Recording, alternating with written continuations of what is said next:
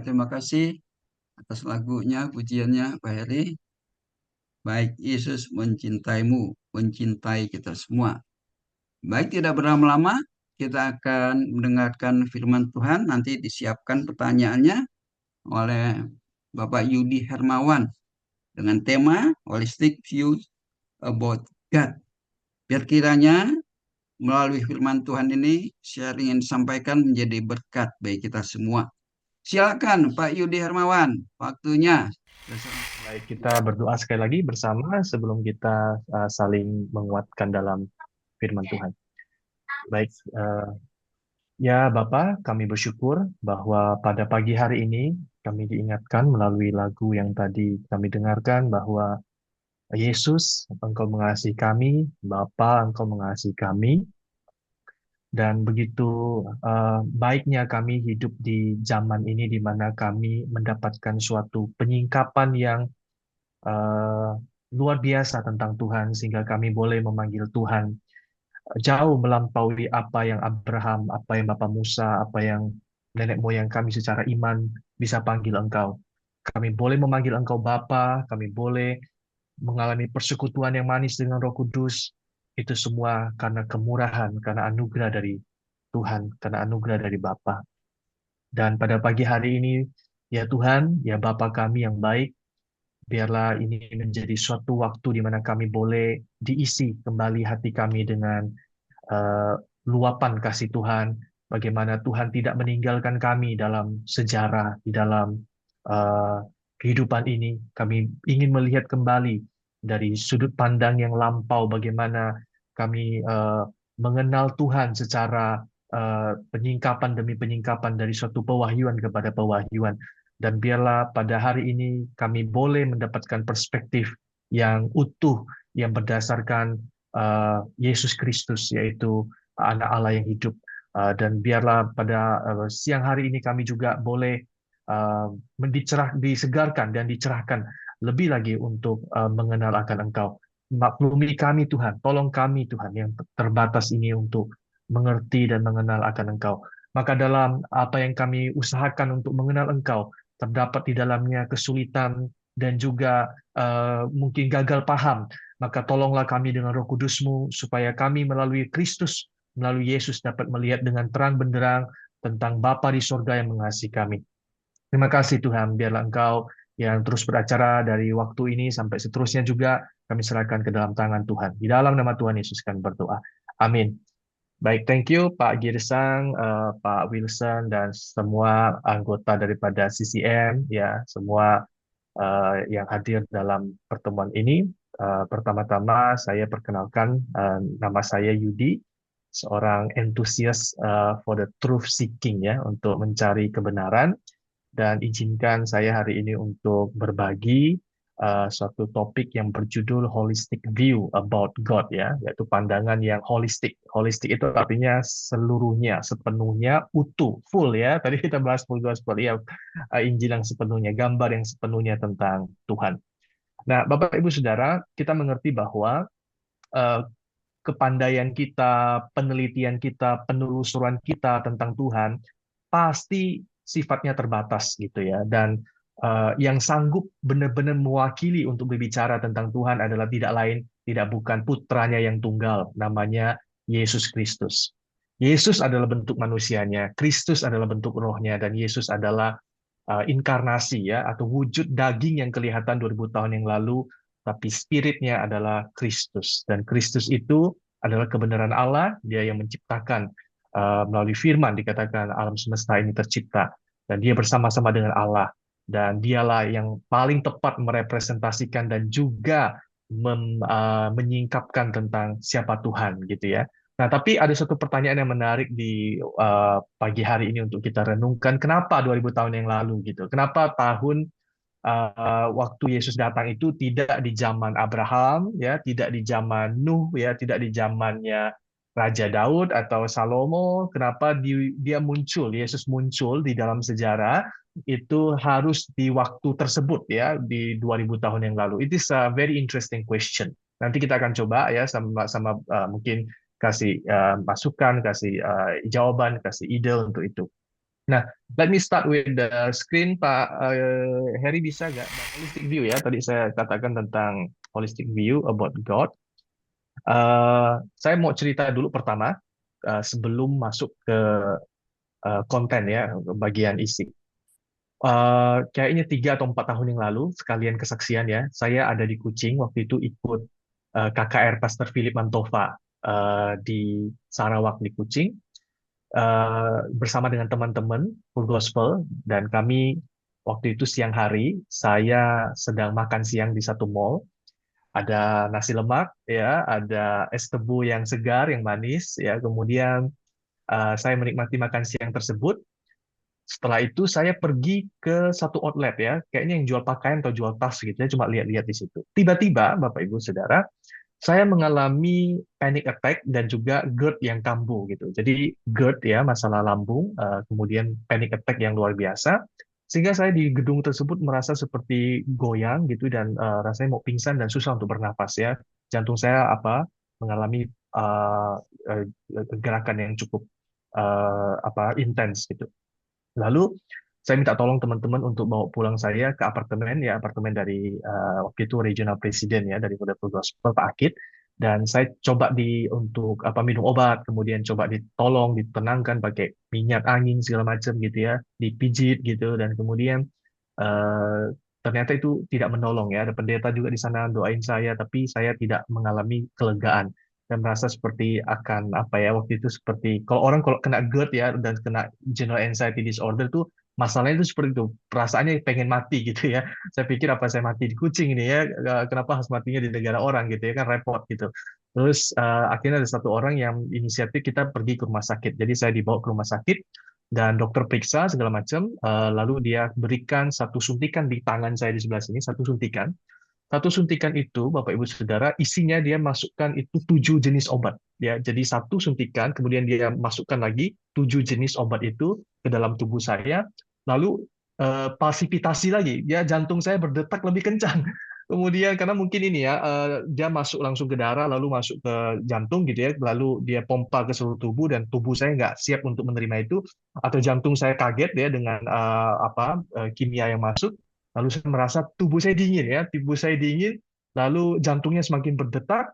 Dan tadi saya tanya sama dokter, dokter ini bagaimana? Apa yang terjadi sama saya? Saya udah khawatir, udah tambah cemas. Lalu dokter bilang side effect, no worry, side effect dia bilang. Kamu istirahat ke dalam, dan kemudian setelah itu saya masuk ke dalam suatu ruangan yang dingin sekali. Lalu saya disuruh tidur, ya saya tidur kurang lebih 15 menit. Puji Tuhan, ya dokter lewat obat dan lain sebagainya menolong saya sehingga saya bisa pulang dari rumah sakit dalam keadaan yang lebih baik, better gitu. Nah, jadi dari cerita ini Bapak Ibu Saudara tentang obat, tentang dokter gitu ya, ada 7 jenis obat yang masuk ke saya yang memulihkan sedikit kesehatan saya waktu itu. Saya terinspirasi tentang 7 obat ya. Saya kasih nanti di situ ada 7 obat yang berkaitan dengan pandangan kita tentang Tuhan dan apa saja 7 obat itu dalam fungsinya dia mengatasi persoalan apa gitu. Nah, jadi kita kembali ke next slide, Bapak, Ibu, Pak Heri. Kata eh, dokter, Bapak Ibu, ya kata dokter mempunyai akar kata yang sama dengan kata doktrin, ya atau di layar ini saya tulis doktrin ya aliran-aliran, kemudian kepercayaan-kepercayaan, dogma-dogma, pikiran-pikiran, ideas ya doktrin berasal dari kata yang sama dengan dokter, ya. Jadi ada kata dokter dan doktrin yang memiliki akar kata yang sama dari bahasa Latinnya docere yang seharusnya berfungsi menyembuhkan ya Bapak Ibu ya, dokter dia kasih obat kepada kita, nah itu fungsinya adalah restorasi dan menyembuhkan. Nah, doktrin harusnya punya fungsi yang dan tujuan yang sama, yaitu menyembuhkan dan kemudian membalut ya, mengikat kepada apa yang sudah renggang gitu dan kemudian menyatukan gitu Bapak Ibu Saudara. Tapi yang terjadi dalam realitas kita terpecah karena doktrin ya kan. Harusnya kita kembali kepada unity dong, ya kan? Kembali kepada fungsi dan tujuan mulia daripada doktrin-doktrin yang ada. Dan doktrin itu, khususnya dalam konteks kekristenan, doktrin itu bicara pasti tentang perspektif tentang Tuhan, lalu setelah berbicara perspektif tentang Tuhan, maka penerapannya dalam kehidupan sehari-hari seperti apa. Ini sangat penting Bapak Ibu Saudara. The way we see God impact our way to see others and even to see ourselves gitu ya. Cara kita melihat Tuhan mempengaruhi cara kita melihat sesama kita, bahkan melihat diri kita sendiri gitu.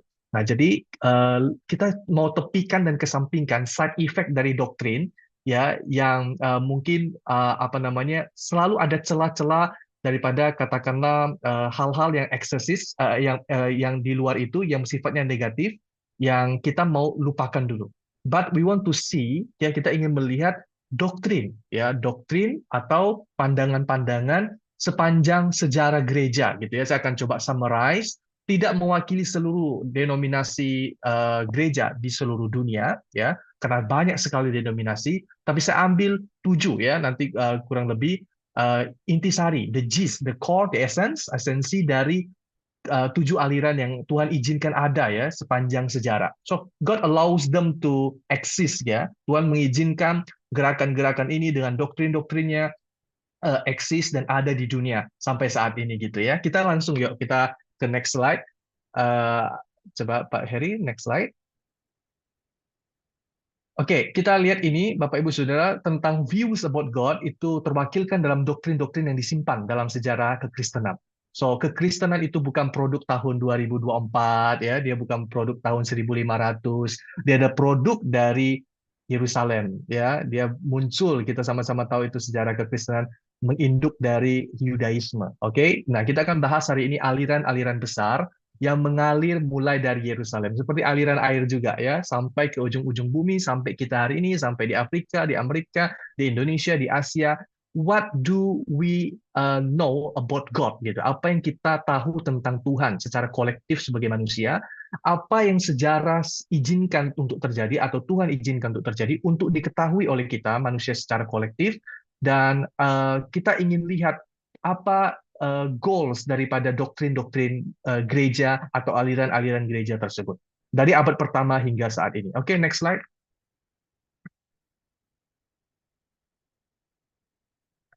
Nah, ada 7 obat ya atau doktrin. Saya sebut ini obat atau doktrin karena doktrin kan dosere tadi ya dokter dia harusnya menyembuhkan.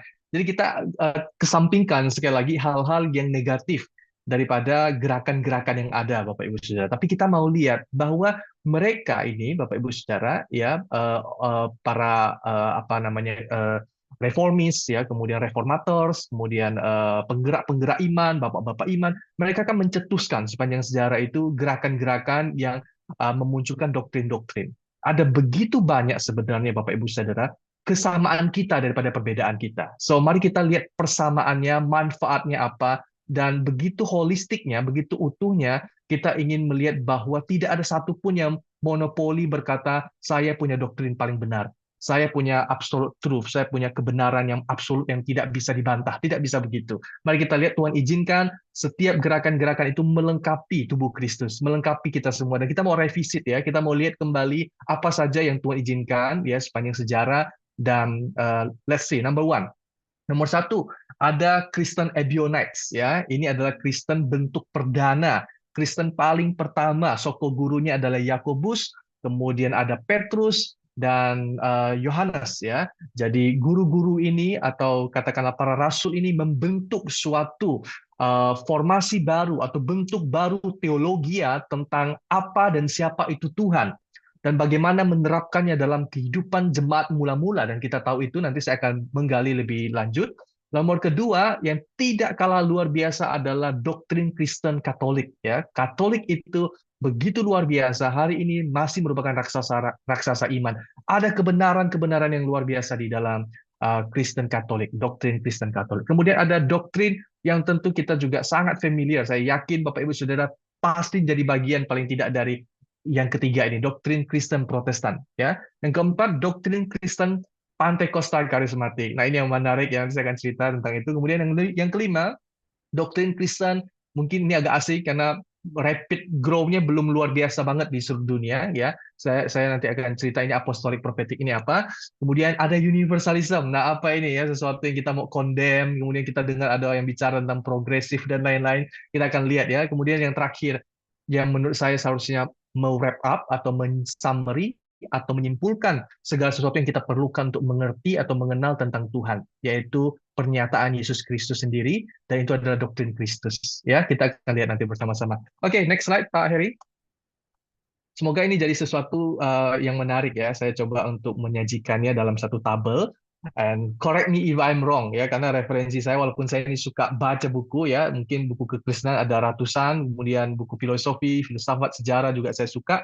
Kita coba lihat ya sebentar di sini mungkin ada yang kurang. Nanti tolong Bapak Ibu Saudara boleh bantu lengkapi ya. Oke, yang pertama kita lihat ya ada Ebionites ya. Ini adalah bentuk Kristen yang pertama Bapak Ibu Saudara. Mereka meyakini Tuhan sebagai Tuhan yang tunggal, ya, Tuhan yang monoteis, belum ada trinitas dan lain-lain ya.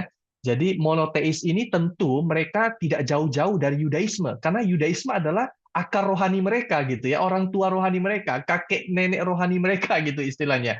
Jadi mereka memandang Tuhan sebagai Tuhan yang esa, ya. Jadi recordnya adalah Tuhan yang Maha Esa.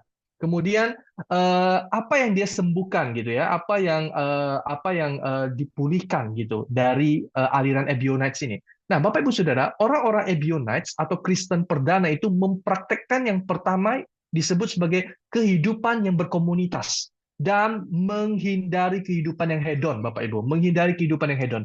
Karena pada zaman itu ketika mereka berada di dalam kultur Helenistik, terdapat Epicurean ya yang mengajarkan tentang hedonisme Bapak Ibu Saudara, dan itu dihidupi oleh orang-orang Roma dan orang-orang Yunani. Mereka menganggap bahwa harta kemudian kemewahan itu adalah puncak tertinggi daripada pencarian manusia, dan kemudian mereka hidup di dalam hedonisme yang luar biasa. Mereka tidak hidup dalam simplicity. Nah, kata ebion itu sebenarnya adalah kata miskin, poor ya, karena berkali-kali Yesus berbicara tentang berbahagialah mereka yang miskin di hadapan Allah dan lain sebagainya. Jadi mereka mempraktekkan kehidupan yang saya tulis di situ, aplikasinya adalah they share their bread. Mereka membagi-bagikan roti ya kan, memecah-mecahkan roti, hidup dalam community, dan mereka hidup dalam kehidupan yang sederhana seperti Yesus. Ketika Yesus mengutus murid-murid mereka, Yesus katakan jangan bawa apa-apa, cukup pakaian yang ada ya, dengan apa yang ada yang sederhana begitu. Jadi mereka mempraktekkan suatu kehidupan yang sederhana, kehidupan yang tidak glamor, kehidupan yang berbagi, kehidupan yang boleh sharing dengan sesama, kehidupan yang boleh hartaku adalah harta bersama begitu. Apa yang kupunya milik bersama. Itu adalah Kristen model pertama, abad pertama Bapak Ibu Saudara. Nah, tentu kita tahu bahwa soko guru yang ada di Yerusalem pada waktu itu ada Yakobus, ada Petrus. Mereka masih meyakini bahwa ya keselamatan itu hanya belong kepada orang yang mempraktekkan hukum Taurat. Jadi mereka tidak membuang Taurat itu, Bapak Ibu Saudara. Mereka tidak membuang, dan waktu itu tempel di Yerusalem ya sebelum tahun 70 masih ada. Ya masih ada. Jadi ketika transisi dari perjanjian lama Bapak Ibu Saudara ke perjanjian yang baru, atau katakanlah suatu realitas yang baru ya, butuh suatu waktu yang sangat luar biasa. Dan kita tahu transisi itu takes time ya. Pemerintahan kita juga lagi transit kan, lagi transisi ke pemerintahan Pak Prabowo, itu juga butuh transisi yang luar biasa. Nah, di dalam transisi itu apakah ada katakanlah sempurnaan ya? Dalam pemahaman yang ada terdapat hal-hal yang masih keliru ya. Sehingga Tuhan perlu mengangkat Petrus, kemudian memberikan kepada dia bahwa apa yang aku katakan bersih, clean, tidak boleh engkau katakan najis, betul ya? Jadi artinya gospel itu bukan hanya milik orang-orang Yahudi, tapi harus disebarkan kepada orang-orang non-Yahudi. Tapi apakah Petrus nge tentang hal itu, Bapak Ibu Saudara? Tidak juga. Seorang rasul yang kita sangat respect tentunya, sampai Tuhan perlu, ya saya pakai kata perlu, membangkitkan orang lain yang namanya Paulus. Paulus ditaruh di dalam panggung ya. God brought Paul to the scene. Tuhan mengangkat Paulus ke arena pertandingan ini, ke arena kekristenan ini, untuk apa? Membawa Injil itu kepada dunia, ya, kepada Roma, kepada seluruh dunia, dengan penekanan bahwa by grace, ya, tentu hanya oleh kasih karunia melalui iman orang-orang diselamatkan, dan engkau tidak perlu mengkonversi dirimu menjadi Yudaisme atau mengikuti tradisi Yudaisme untuk diselamatkan. Dan itu tentu adalah konflik yang ada di abad pertama. It takes a very long time, long story untuk kita elaborasi, and we will not use this time for that. Saya hanya berikan sekilas pandang. Lalu kemudian kita tahu bahwa di dalam gereja perdana itu, di gerakan awal-awal itu terdapat begitu banyak Bapak Ibu Saudaraku aliran. Ada kekristenan yang menyebut dirinya sebagai gnostik, ya, ada gnostik, kemudian ada yang menyebut dirinya kelompok yang lain gitu. Jadi begitu begitu begitu menyebar, begitu banyaknya, menimbulkan semacam ada model Kristen Paulian, ya, istilahnya Paulian, artinya Kristen model Paulus, ya, Kristen versi Paulus begitu. Nah, di tengah begitu banyak doktrin, ya, yang satu mengatakan anatema, mengatakan terkutuklah ajaran ini, Irenaeus mengatakan tentang ini, tentang Eusebius dan lain sebagainya. Tetapi Bapak Ibu Saudara, God is good, ya. God takes control of history. Tuhan sangat baik. Tuhan betul-betul mengendalikan sejarah. Tuhan izinkan terjadi penyatuan di antara keterbelahan dan perpecahan. Jadi Katolik punya suatu panggilan yang luar biasa dalam menyatukan apa yang terpecah dan apa yang terbelah, gitu ya. So, Katolik memiliki pemandangan tentang Tuhan sebagai Holy Trinity. Ya, tentu sebelumnya juga sudah ada doktrin tentang Trinitas, Allah Bapa, Allah Putra, dan Roh Kudus. But this is the formal credo atau credo iman yang formal dari Katolik, bahwa Allah itu adalah Trinitas, tiga pribadi dalam satu kesatuan. Tidak membatalkan monoteisme, hanya di dalamnya terdapat tiga pribadi. Dan kita tahu itu, ya, rata-rata kita juga meyakini Holy Trinity. Nah, kemudian apa yang dia sembuhkan adalah keterpecahan itu, Bapak Ibu Saudara. Jadi mereka rangkul jadi satu, menjadi sebuah gereja yang harmoni, ya, menjadi suatu apostolic church yang dipimpin oleh paus, ya, yang didirikan oleh Yesus Kristus dan dipimpin oleh paus. Dan kita lihat aplikasinya, apa yang Katolik ajarkan, Bapak Ibu Saudara, mulia, sangat luar biasa. Ya, kenapa kita tidak bersatu begitu, ya? Kenapa kita harus mengatakan saya yang benar, yang itu ketinggalan zaman, yang itu tidak ada kebenarannya gitu, ya. Nah, kita lihat aplikasinya. Mereka hidup dalam harmoni, Bapak Ibu. Ya, mereka dedicate their life to God. Ada Mother Teresa, ada Teresa dari Avila dan lain-lain. They dedicate their life to God gitu. Mereka betul-betul mendedikasikan hidup mereka kepada Tuhan. Bukankah ini juga nilai-nilai yang baik gitu, ya, nilai-nilai yang bagus. Dan mereka apa, Bapak Ibu Saudara? Mereka aktif dalam pekerjaan-pekerjaan sosial. Ada istilah dulu itu social gospel. Mereka orang-orang yang memberitakan Injil dengan membagi uang kepada orang susah, mendirikan rumah sakit, kemudian universitas dan lain-lain sebagainya. Yes, they do that. They implement their faith in society. Mereka mengimplementasikan iman mereka dalam sosial, dalam kehidupan sosial. Mereka melakukannya dengan cara yang luar biasa, dengan cara yang betul-betul membentuk wajah dan peradaban dunia. Ya, ada satu buku tulisan Tom Holland judulnya Dominion. Dia katakan how Western world, especially rooted from Christian faith, shape the face of the globe gitu. Ya, bagaimana peradaban Barat yang diprakarsai oleh Katolik, diprakarsai oleh kekristenan membentuk wajah dunia gitu, ya. Nah, itu adalah keunggulan dari Katolik, Bapak Ibu Saudara. Mereka powerful. Pausnya berkata A sampai ke bawah itu A. Ya, ada unity yang luar biasa. Bayangkan resource yang begitu besar itu, Bapak Ibu Saudara, ketika dipakai untuk kegerakan tubuh Kristus, maka manfaat dan dampaknya akan sangat luar biasa, ya. Oke, jadi itu. Kemudian, nah, ini yang menarik nih, Protestan. Saya memulai iman saya dari Protestan. Apa yang ditekankan tentang apa namanya dalam iman Kristen Protestan ini, doktrinnya? View mereka tentang Tuhan adalah God is God is apa ya? Boleh dikatakan punya peran ini dan peran itu, ya, penolong, penyembuh dan lain-lain. But Protestan menekankan tentang betapa pentingnya Yesus Kristus sebagai juru selamat, Bapak Ibu Saudara. Ya, we know that Martin Luther berbicara tentang keselamatan a lot. Dia tidak berbicara karunia Roh Kudus, dia nggak berbicara tentang apa namanya manifestasi roh, tidak. Dia berbicara dan Tuhan izinkan untuk ada pemulihan dalam hal penekanan tentang Tuhan sebagai juru selamat, Bapak Ibu Saudara. Ya, ini adalah kelompok daripada Protestan Kristen Protestan yang begitu kokoh dan militan dalam kepercayaan dan keyakinan mereka bahwa Yesus adalah juru selamat. Jadi mereka tidak lagi melihat keselamatan itu, ya, berdasarkan berdasarkan upaya, tetapi hanya melalui iman. Dan keselamatan itu tidak berubah, adalah pemberian Tuhan dan respon kita adalah iman gitu. Dan tidak bisa ada cara lain gitu. Tidak ada doktrin manusia yang boleh mencampur keselamatan itu. Tidak dengan surat penghapusan dosa. Itu yang Martin Luther sangat terkenal, bukan? Dan kemudian dari yang meritokrasi kepada kasih karunia. Ada orang-orang yang hari ini berpikir begini, kita layak menerima apa yang kita upayakan. Ya itulah sistem sistem dunia ya, meritokrasi. Meritokrasi artinya orang itu sistem yang diberikan berdasarkan kelayakan dan kepantasan. Tapi Tuhan sama kita tidak menurut Kristen Protestan. Tuhan perlakukan kita tidak demikian. Karena jika Tuhan menggunakan sistem meritokrasi, maka tidak ada yang bisa layak di hadapan Tuhan untuk menerima grace, ya. Tapi Tuhan memberikan kepada kita abundant of grace, kasih karunia yang melimpah, and we are saved by that grace, not by works, gitu ya. Itu yang dipulihkan oleh Kristen Protestan atau doktrin umum yang disampaikan oleh Kristen Protestan. Nah, lalu Bapak Ibu Saudara, yang mereka tekankan lagi adalah keselamatan adalah anugerah melalui iman. Dan yang luar biasa Bapak Ibu Saudara, pada tahun 1500-an itu ada terobosan yang luar biasa. Layman, orang biasa, boleh baca Alkitab dan menginterpretasikan Alkitab.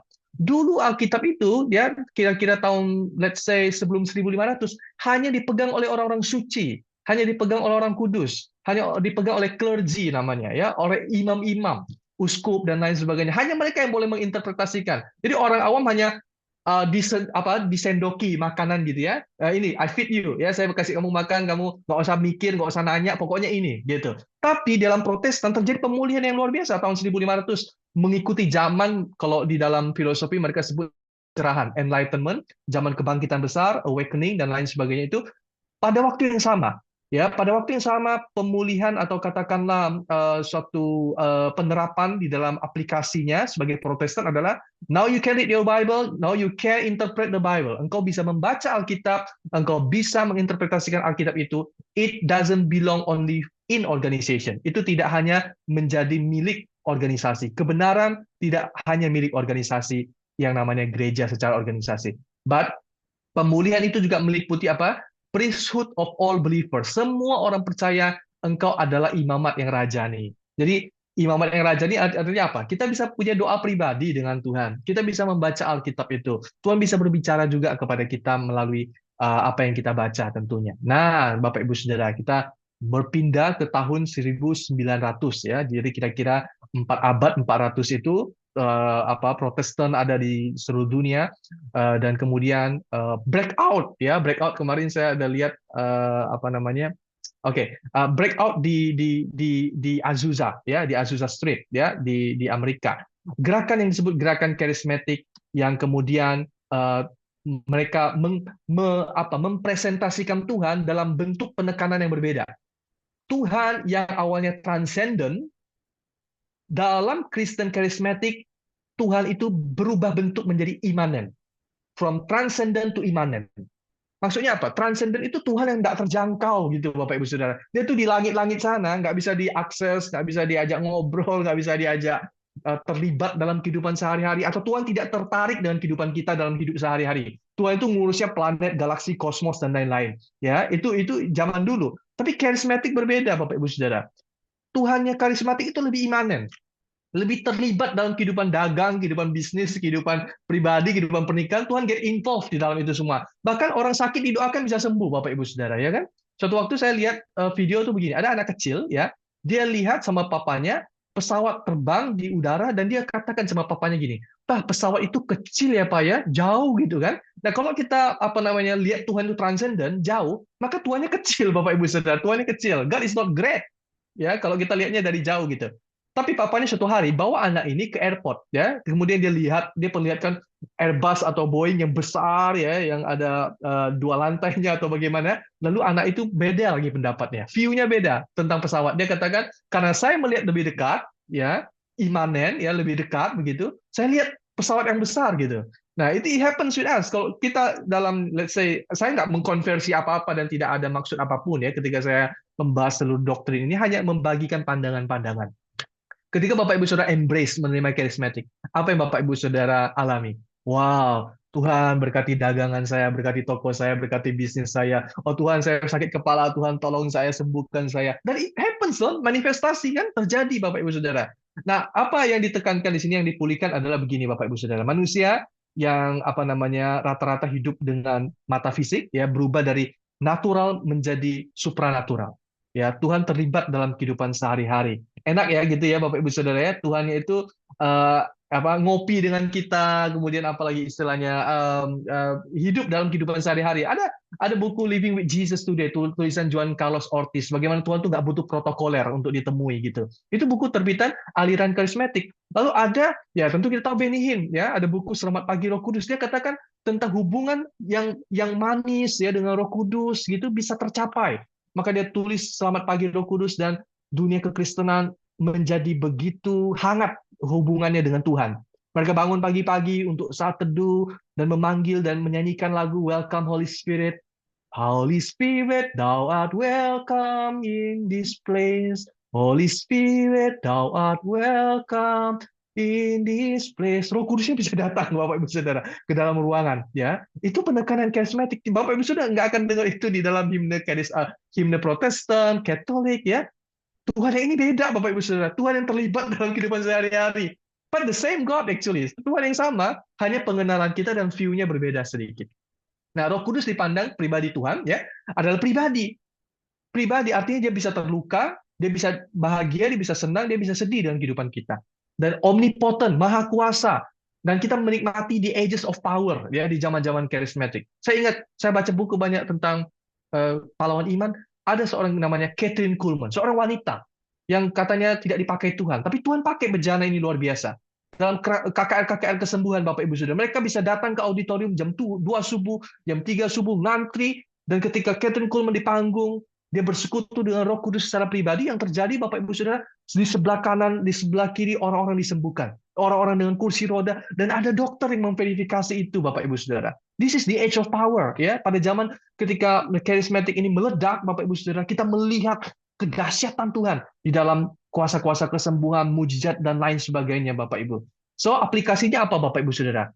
Be the vessel of God. Bahwa kita sebagai orang percaya dapat menjadi bejana Tuhan ya yang berisi kuasa di dalam kehidupan sehari-hari. Jadi adalah yang namanya fourfold ministry, kemudian ada Amy Semple McPherson yang membicara tentang mendoakan orang ya, bukan hanya tugas daripada pendeta, orang awam pun bisa mendoakan orang, dan muncul gerakan Full Gospel Businessman Fellowship International FGB MFI gitu kan di zaman charismatic movement itu.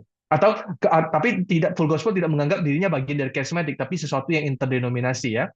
Nah, tapi mereka meng-carry, mereka membawa yang namanya power of God in the marketplace gitu, oke? Dalam kehidupan sehari-hari. Nah, lebih lanjut Bapak Ibu Saudara, yang dikit-dikit mirip gitu ya dengan charismatic itu namanya apostolic prophetic. Ya, apostolic prophetic. Nah, penekanannya udah beda lagi, bukan sekedar healer, miracle worker, blesser gitu ya. Tapi mereka menekankan God is the king who sends the ambassadors. Ada namanya the kingdom preachers, pengkhotbah-pengkhotbah kerajaan Bapak Ibu Saudara. Mereka empasisnya apa? Mereka menekankan bahwa Tuhan itu raja dan kita adalah duta besar-besarnya, representative of God. Yang dipulihkan apa Bapak Ibu Saudara? Self-esteem. Saya mendengar pengajaran-pengajaran apostol profetik, wow, luar biasa Bapak Ibu Saudara. Ya, mereka memulihkan yang namanya mentalitas hamba, slave, menjadi mentalitas putra, keputraan. Ya, Bapak Ibu sudah bisa search ini apostol profetik ini apa dan keunikannya apa nanti ya.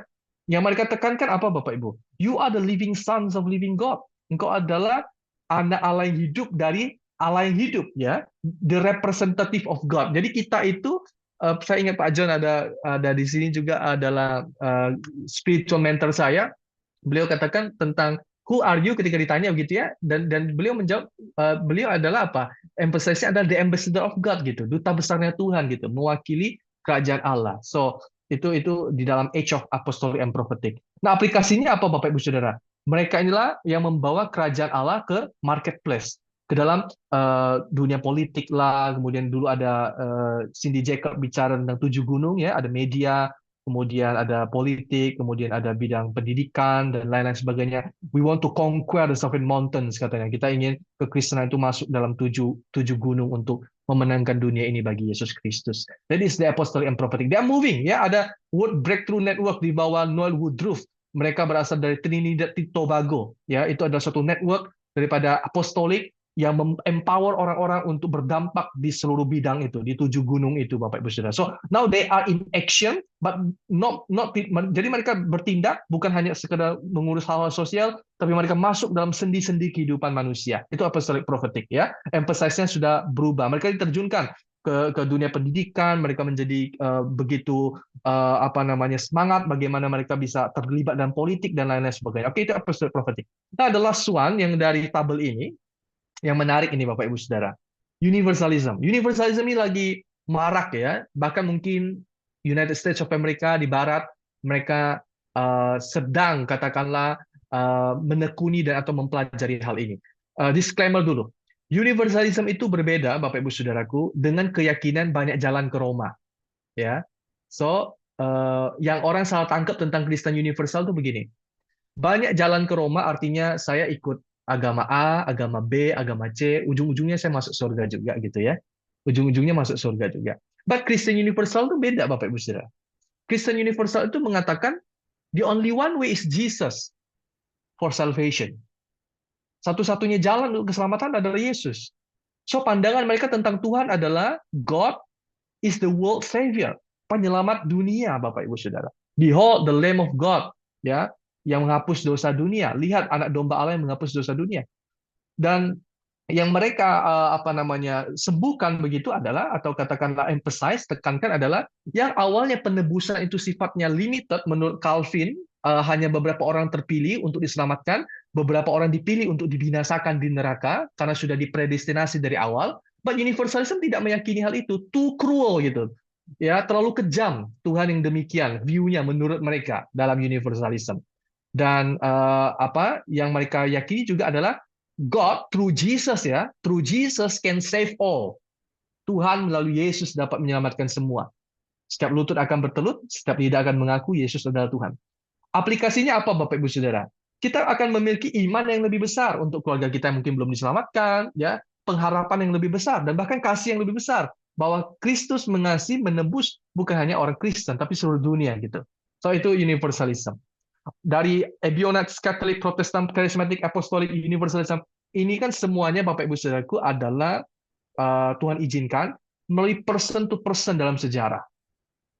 But the holistic view, pandangan yang kita ingin sebetulnya dengarkan, sendengkan telinga kita lebih dekat, itu tentu tidak lain adalah pernyataan dari Putra Allah sendiri, yaitu Yesus Kristus. We want to know what is the view of God from God. Kita ingin tahu apa pandangan Tuhan dari Tuhan sendiri gitu. Not from man gitu ya. Tapi disclaimer lagi, yang tadi saya katakan aliran ini tidak jelek ya. Semuanya luar biasa kan? Melengkapi tubuh Kristus loh Bapak Ibu Saudara. Semuanya ini tidak perlu didebatkan. Jadi kan indah ya kalau kita di satu forum semua aliran itu bisa ada di sana. Kita bisa hari ini bicara tentang Ebionites, bicara tentang kehidupan komunitas. Kita bisa bicara tentang Katolik, hidup yang berdedikasi tentang kepada Tuhan. Kita bisa bicara tentang Protestan, kasih karunia yang menyelamatkan, kasih Tuhan.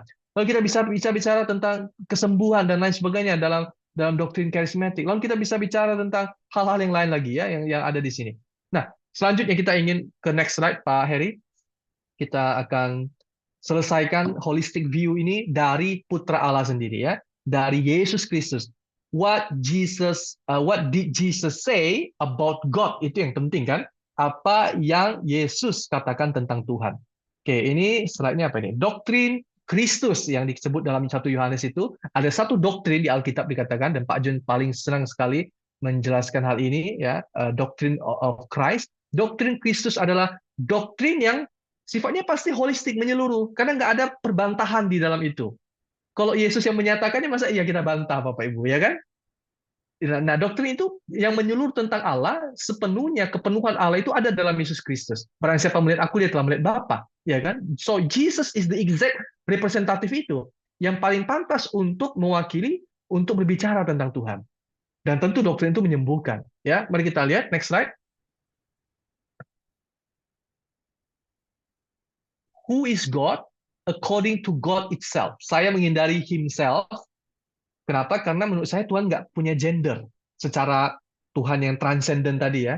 It itu bukan berarti binatang, Bapak Ibu Saudara. It itu artinya di luar gender gitu. Bukan pria, bukan wanita. Ya, bukan benda juga. Tapi genderless gitu. Saya pakai kata itself. Tidak maksudnya merendahkan sama sekali ya. Who is God according to God itself? Atau kalau Bapak Ibu Saudara kurang nyaman, kita ganti. Who is God according to God himself? Bagi yang ada di dalam kultur mindset patriarki yang menekankan Tuhan maskulin, oke, kita pakai himself gitu ya. not man's opinion, but the sons of God's idea. Oke, kita next slide, Pak. Atau ada poin nggak? Next, coba diklik, Pak.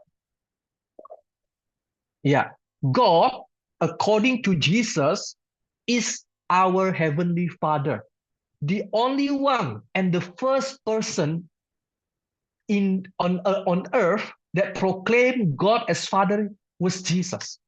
Pribadi pertama yang memproklamasikan Tuhan sebagai Bapa atau sumber ilahi, sumber sorga, tidak lain tidak bukan adalah Yesus. So Yesus ingin memperkenalkan kepada dunia this new version of God, suatu versi baru dari Tuhan. He is not God of mountains. Dia bukan Tuhan atas pegunungan yang diyakini oleh orang-orang Kanaan. Bapak Abraham itu punya panggilan tentang kepada Tuhan tuh namanya El Elyon, Bapak Ibu Saudara. Tahu bekal Bapak Ibu Saudara, El Elyon artinya Tuhan Maha Tinggi. Jadi di antara gunung-gunung tinggi Tuhan bersemayam di sana. Menurut kultur Abrahamik ya pada waktu itu. So God is not only El Shaddai. Kita tahu ada Yahweh, kita tahu ada I am that I am, Jehovah dan lain sebagainya. But for Jesus, he wants to introduce God as Father. Next slide Pak, boleh kita lihat lagi next slide-nya? Next slide atau poin selanjutnya. Nah, known kembali lagi Pak. Kembali lagi sebelumnya Pak. Slide sebelumnya. Nah, saya mau baca catatan di bawah ini.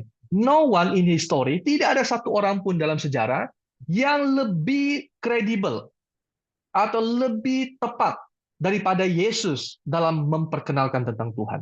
And I believe all of us agree on this. Ya, Jesus mendeklarasikan Tuhan sebagai Father, sebagai Bapa untuk pertama kalinya.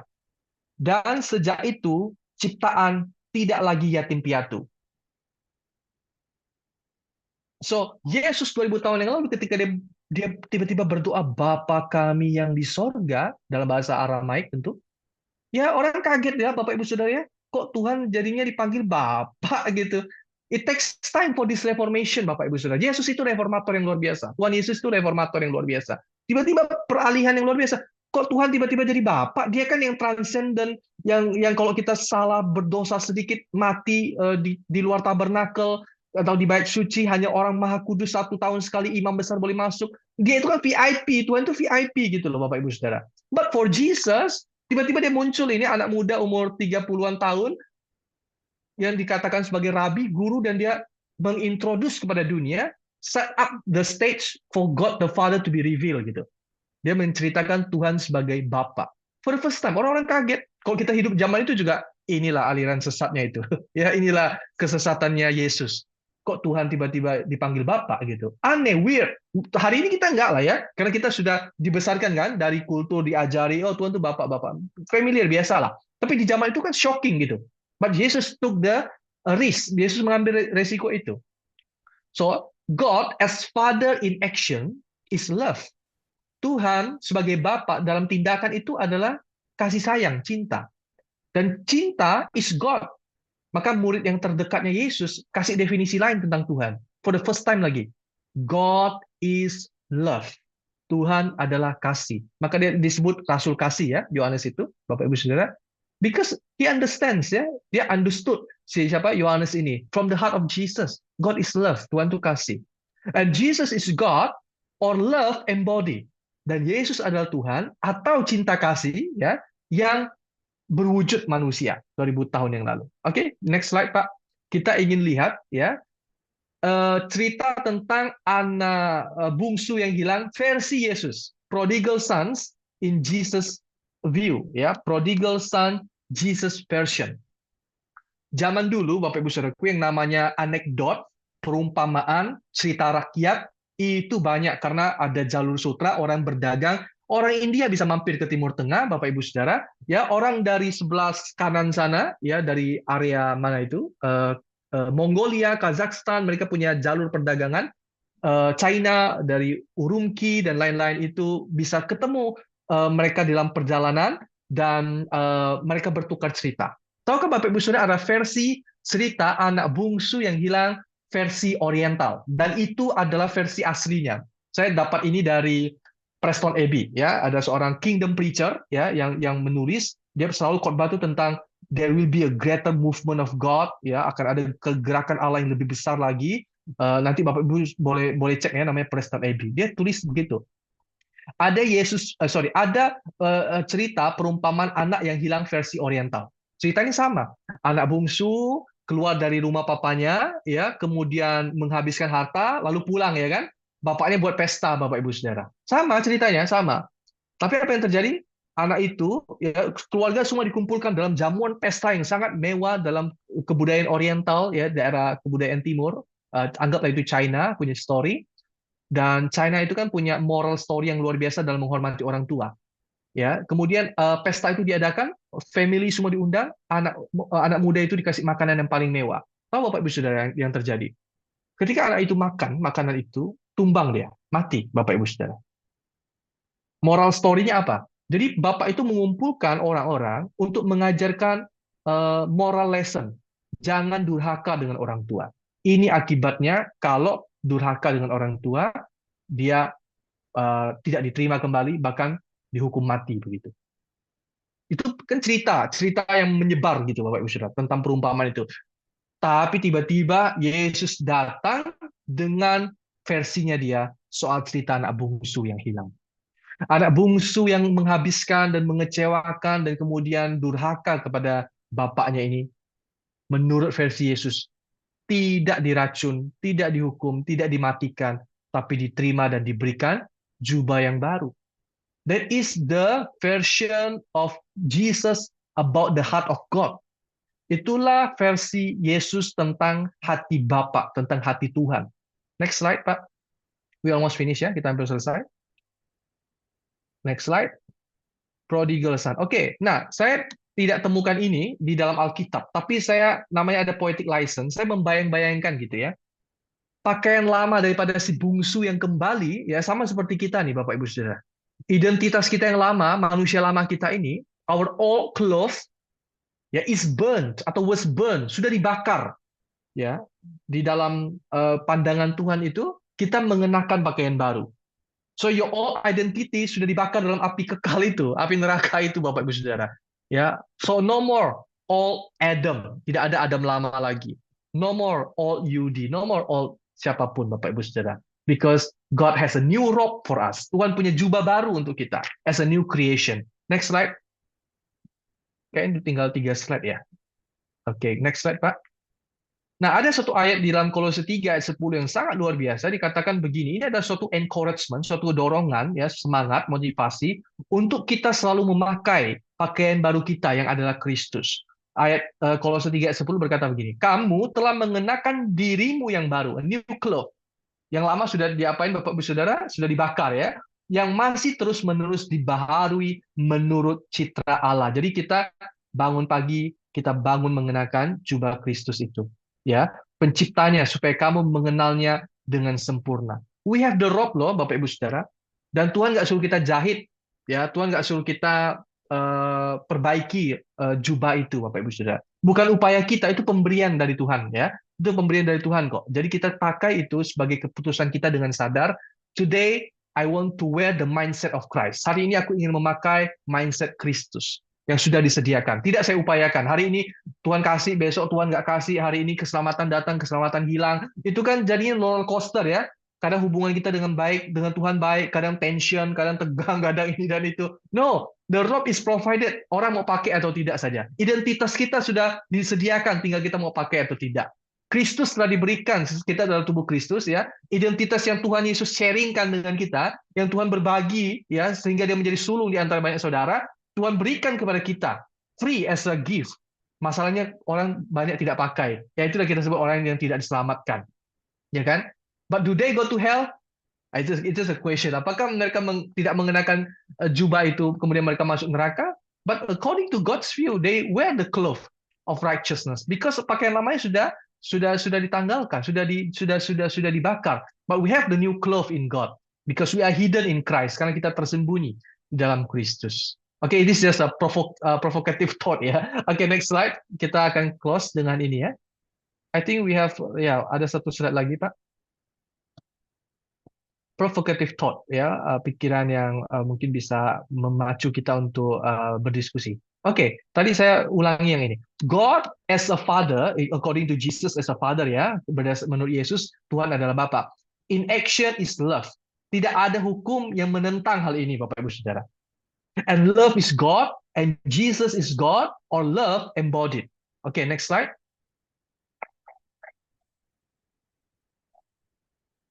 I want to come to the conclusion actually tentang satu lagi apa yang Yesus katakan tentang Tuhan.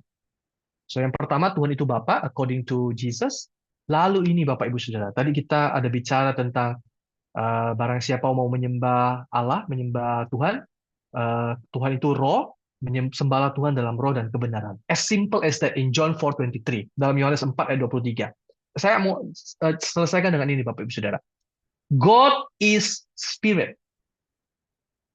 Tuhan adalah roh. Dia tidak tinggal di Gunung Gerizim, tidak tinggal di Yerusalem, tidak tinggal di Bait Suci lagi. God is spirit. Nah, sekarang ini Bapak Ibu Saudara, Nepma, bahasa Yunaninya, Nepma, tulisannya Neuma ya, bacanya Nepma. What is Nepma in Greek understanding? Kenapa atau apa Nepma dalam pemahaman Yunani? Kenapa Greek, Bapak Ibu Saudara? Kenapa Yunani? Banyak yang alergi dengan filsafat, filosofi, Bapak Ibu Saudara. Tapi tahukah Bapak Ibu Saudara, Yesus dilahirkan dalam filsafat. Yang menarik tadi selesai pertanyaan di awal tuh begini, kenapa Yesus tidak lahir di zaman Nuh, zaman Abraham, selesai masalahnya kan, cepat gitu ya. Zamannya siapa lagi? Salomo, zamannya pembuangan di Babel gitu ya. Yesus datang aja lah ya sebagai anak atau bagaimana. Tapi God kan set up history gitu Bapak Ibu Saudara. God set the journey gitu. Tuhan menyetel perjalanan, menyetel sejarah gitu ya. Lalu Tuhan izinkan nih tukang kayu yang lahir dari Maria dan Yusuf lahir di Israel atau ya waktu itu sudah bangsa ya Israel yang dijajah oleh Roma yang dipengaruhi oleh kultur atau semangat Helenistik Yunani, Bapak Ibu Saudara. Kenapa Yesus harus muncul? Ini ide saya ya, pandangan saya. Kenapa Yesus muncul di tahun itu, di mana orang-orang familiar dengan definisi-definisi oleh filsafat-filsafat Yunani. Tahukah Bapak Ibu Saudara, kata neraka, kita agak melebar dikit ya, di dalam perjanjian baru berdasarkan versi Yunani, itu lebih dari satu. Kalau di dalam Ibrani, dia punya satu saja, yaitu Sheol ya, dalam bahasa Ibrani. But in Greek, ada 4 versi, Bapak Ibu Saudara. 3 atau 4. Yang pertama ada Hades, lalu ada Tartarus, ada Gehenna. 3 ya, sama Sheol ya, tadi perjanjian lama pakai bahasa Ibrani. So, begitu kayanya filsafat Yunani, mereka punya 3 tempat. Ada Hades, ada Tartarus, ada Gehenna. Mereka tuh kaya dengan definisi Yunani itu, Bapak Ibu Saudara. Aristoteles, Plato, Socrates, ya. Ada lagi yang namanya Prasokrates. Mereka punya pemahaman tentang Nepma. And God, kalau bahasa saya gini, God decided to have His Son to born in the time when people understand what is Nepma. Kalau Yesus tiba-tiba datang di zaman Daniel, ya, di zaman waktu itu belum ada pemahaman filsafat Yunani, di zamannya Abraham, Nuh, apa itu Nepma, Bapak Ibu Saudara? Mereka nggak akan paham. Tapi Yunani punya pengertian tentang Nepma. Dan Nepma itulah yang Yesus katakan, God is that Nepma yang kalian cari dalam filsafat Yunani. So, filsafat Yunani dipersiapkan gitu Bapak Ibu Saudara. Sebagai pintu masuk untuk Yesus mengintroduce who is God. And we want to hear, kita ingin mendengar apa yang Yesus katakan tentang Tuhan. Dari apa yang bisa digali dari latar belakang yang membentuk pengertian umat Israel yang sudah terasimilasi ya dengan terakulturasi dengan pencampuran budaya Yunani. So banyak filsafat Yunani yang masuk ke dalam Yudaisme, Bapak Ibu Saudara, atau dalam lingkungan orang-orang Israel atau orang-orang Yahudi itu. Menarik ya Bapak Ibu Saudara ya. Kita akan lihat what is Nepma in Greek understanding dan saya selesai dengan itu kita nanti diskusi ya. Next slide Pak. This is the end of the slide. Salah satu aliran filsafat Yunani itu ada namanya Stoik atau Stoicism. Stoicism ini adalah salah satu aliran filsafat Yunani yang paling terkenal.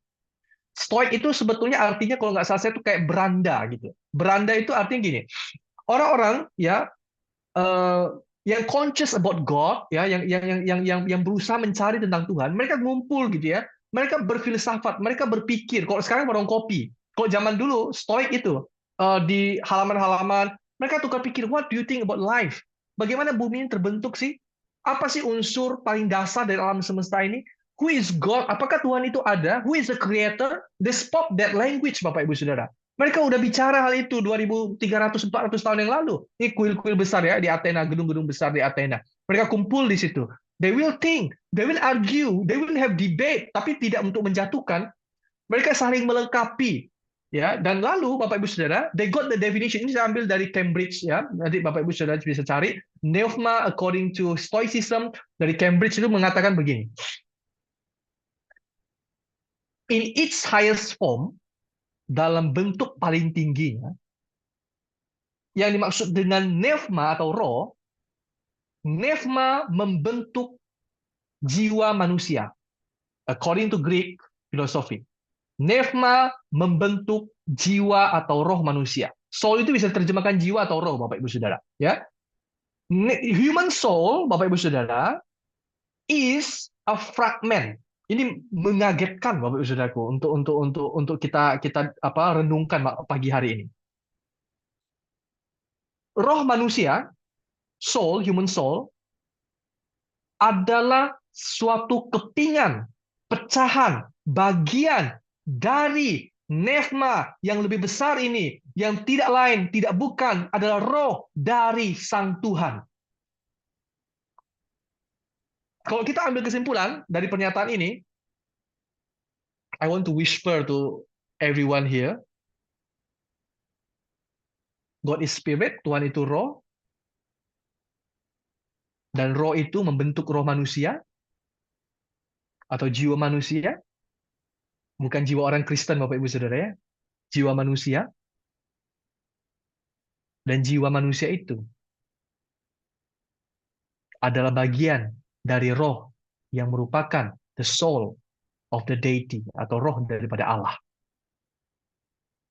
So if we follow Jesus explanation, kalau kita mengikuti penjelasan Yesus menurut tradisi Yunani waktu itu, God is pneuma, Tuhan itu roh, it is a hilarious truth. Itu adalah kebenaran yang luar biasa.